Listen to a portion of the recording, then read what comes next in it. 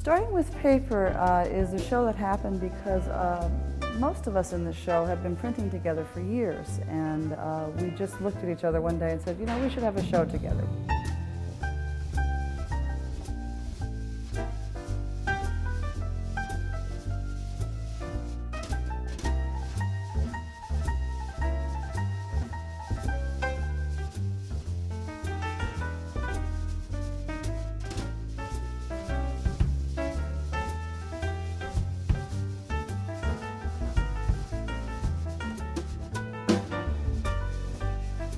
We couldn't decide what we had in common except paper. And that's what we all love, is starting with paper. So everybody, I think, does that, and then they go on their own way from there. I do monotypes. Some of them are monotypes. One little pastel slipped in there that's on cardboard. But most of them start that way, and they end up as a lot of other things. They end up as monotypes with everything but the kitchen sink. I love paper. I came to make prints because I love paper. I started out realistic and then little by little started drifting towards abstraction. I'm good at drawing in great detail, but this is something that you can control and plan up to a point, but then you can't. Then all this stuff happens and you get some blip that you never expected, or you get this textural reaction between a couple different colors or a couple different layers of printing, and it just gives you beautiful stuff. Well, I don't have any preconceived ideas. I just kind of let things flow. The energy between me and the medium just happen, and I try not to censor it, and I try not to, I compose it a little as it's going, but I really try not to censor it and let the colors happen, and whatever happens on the plate happen. I just let it happen, and after, when I start working on it again, that's when I start to control it. Oh, sometimes I'll paint over it. Sometimes I'll scratch it out. Sometimes I'll add collage. Sometimes I'll cut out pieces of the monotypes. I use pastels, all different mediums: gesso, pencil, Caran d'Ache, watercolor, oils, whatever. Catherine Bebout is a printmaker and a paper artist, and also a book artist. And we met her over the summer up at a workshop at Contemporary Artist Center in North Adams, Massachusetts. We needed a sculptural person to be part of the show, so we invited her to join us. And we told her, although she makes beautiful prints, she couldn't have any in the show because what we really wanted was sculpture. So she brought a lot of some books that she had made, and some hanging tiles on the wall, and some artifacts, as she calls them, and we use them as sculptural elements. Maria Morabito is a molecular biologist who has always had a strong artistic side. Some of the images in this show Maria has done include some handmade paper pieces that she's painted on, as well as some oil paintings. She explores a shape, a linear pattern, a design, color, texture.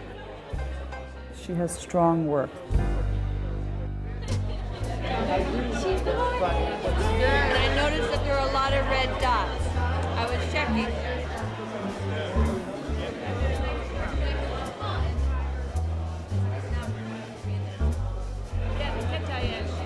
You're the board of directors. Well, this is my professor, So we're biased. Catherine Bebout. We have 3 votes here. Catherine Bebout teaches at Montclair State printmaking, and she does a lot of layers in her prints. She does the same in her paper art. She does a lot of handmade paper where she'll put many different colors, textures, and different patterns. And then she'll use this paper to cover books and put found objects in sort of the center of these books. She has a sort of recurring theme of like a boat shape. Sometimes in that boat shape she has wrapped figures, little tiny wrapped figures. Sometimes she has in one of them she has a bird head with some porcupine quills. If my work's taken a new direction, it could be, but I'm not conscious of it. It sort of leads me, and there may be little bits here and there that I'll follow. I'll look at it and see, but there's no conscious change of direction. I'm just always interested in things that are messy and new looking and maybe earthy looking. This yellow one is a very unusual departure for me because it's bright. I usually work with muddier colors and things that sort of speak of the earth, and I like that. I didn't take art classes when I was younger, but I'm just drawn to it. I was just drawn to it. I gave it up for 8 years and I was totally miserable until I started doing it again. I went to work for a designer in New York and did apprentice work and became a commercial artist, because in those days you did not, particularly if you wanted to be an artist, you didn't go and get your MFA at Yale and find a studio. You went and got a job and got married, traveled around, quit, and then when the kids were old enough, started up again. So I've been doing, I guess you'd call it fine art fun, for about the last maybe 30 years or so. One semester I took a monotype workshop with Miklos Pogani, and it just blew my mind. I didn't have to get so technical, and I could just play with color and shape and design. And for me, it was the answer to, 15 years of working in prints.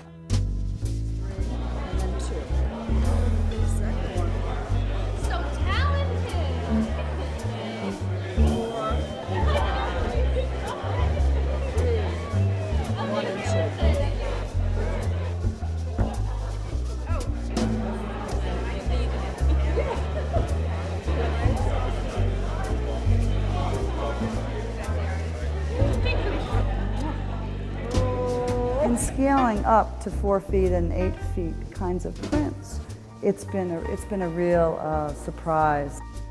I started working on a little 12 by 12 square plate and doing some studies with images, and then I blew up one of them and it became this T-fringe series. And that sort of got me into, this is the scale that I need to be in, and from then I've been working on that larger size. It's just wonderfully freeing to me. It all comes as one big surprise when you get it through the press, but that's half the fun of monotype, is the surprise. And then that sort of talks back to me, and I'll see what I want to do next and probably do another layer.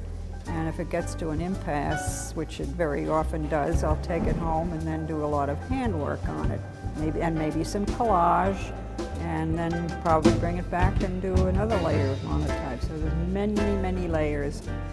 And I also work on top of these monotypes after they've been printed. I do a lot of work with pastel pencils and with colored pencils, a little bit with pastels themselves. I reprint on them a number of times, again, to solve the piece, to make it work better, to push something that I see there. That it's a very reactive process. Sometimes you'll pull something off the press and it's perfect and it's done and you don't ever touch it, but that's not usually the case. It's just very much of a discovery, and that's the joy of it.